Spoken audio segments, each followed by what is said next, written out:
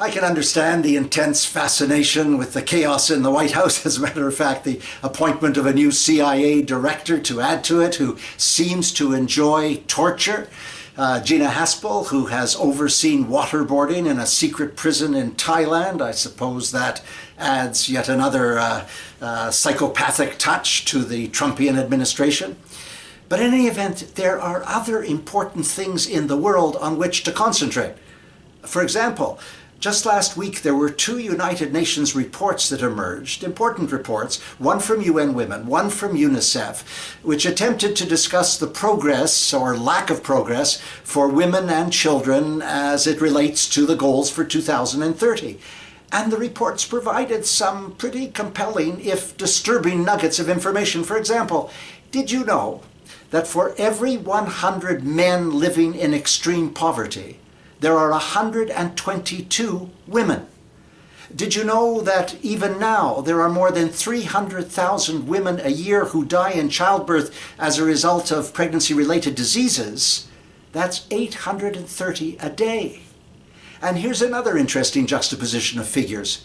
For every 10 million men and boys, and it is in the millions, who are illiterate, who cannot read or write, whether they are refugees or internally displaced or in school systems that are in tatters, there are an equivalent 15 million women and girls. That is to say, a 50% increase.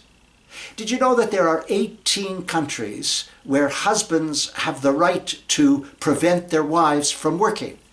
There are 39 countries where there is no equality in the inheritance between sons and daughters. You can imagine who's favored.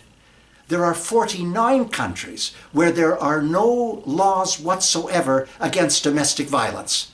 As a matter of fact, one of the things that UN Women does, which is rather interesting, is a worldwide compilation which says that 1 out of every 5 women and girls has been subject to physical and/or sexual violence by intimate partners in the last 12 months.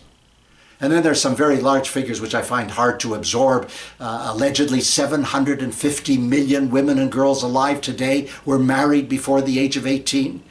Directly dealing, obviously, with the terrible question of child marriage.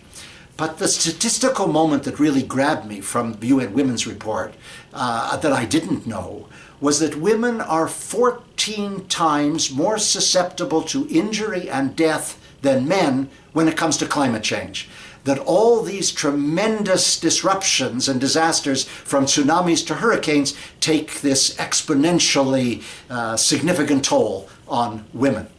And out of the UNICEF report, there emerges the figure of still close to 6 million children under the age of 5 who die every year from preventable diseases. And they name the diseases: pneumonia, diarrhea, and malaria.